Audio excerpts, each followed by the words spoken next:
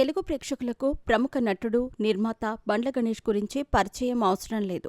కమెడియన్గా టాలీవుడ్కి entry ఇచ్చిన ఈయన పలు సినిమాల్లో నటించి ప్రేక్షకుల్లో మంచి గుర్తింపు తెచ్చుకున్నారు.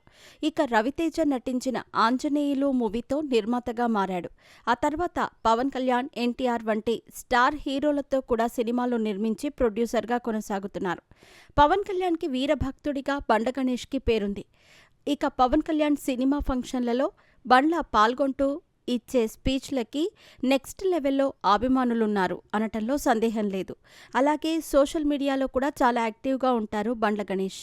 ముఖ్యంగా ట్విట్టర్లోనూ ఏవో ట్వీట్లు చేస్తూనే ఉంటారు. బండ్ల గణేష్ గత కొంతకాలంగా సినిమాలకు, రాజకీయాలకు దూరంగా ఉన్నప్పటికీ వాటి గురించి సామాజిక మాధ్యమాల్లో స్పందిస్తూనే ఉంటున్నారు.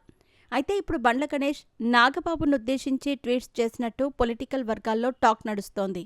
రీసెంట్గా జనసేన ఆవిర్భావ సభలో నాగబాబు మాట్లాడుతూ పిఠాపురంలో పవన్ కళ్యాణ్ గెలవటానికి 2 కారణాలు. 1 పవన్, 2 పిఠాపురం ప్రజలు. వీరిద్దరి వల్లే ఆయనకు విజయం దక్కింది. ఇవి కాకుండా పవన్ను ఎవరైనా గెలిపించటానికి దోహదపడ్డామని వారనుకుంటే అది వారి కర్మ అంటూ వ్యాఖ్యానించాడు. ఈ కామెంట్స్ పట్ల టీడీపీ నేతలు ఓ రేంజ్లో ఫైర్ అవుతున్నారు. వీటికి మరింత ఊతమిస్తూ కృతజ్ఞత లేకుండా బ్రతకటం అంటే మానవత్వాన్ని కోల్పోవటమే అంటూ గణేష్ ట్వీట్ చేశారు. ద్రోహంతో బ్రతకటం మనుష్యత్వాన్ని నాశనం చేసుకోవటమే అని, ఒక మనిషి జీవితంలో కృతజ్ఞత ఎంత ముఖ్యమో, ద్రోహం ఎంత ప్రమాదకరమో స్పష్టంగా తెలియజేస్తుందని అన్నారు. మనం ఎప్పుడూ కృతజ్ఞతతో జీవించాలి అంటూ పోస్ట్ చేశారు.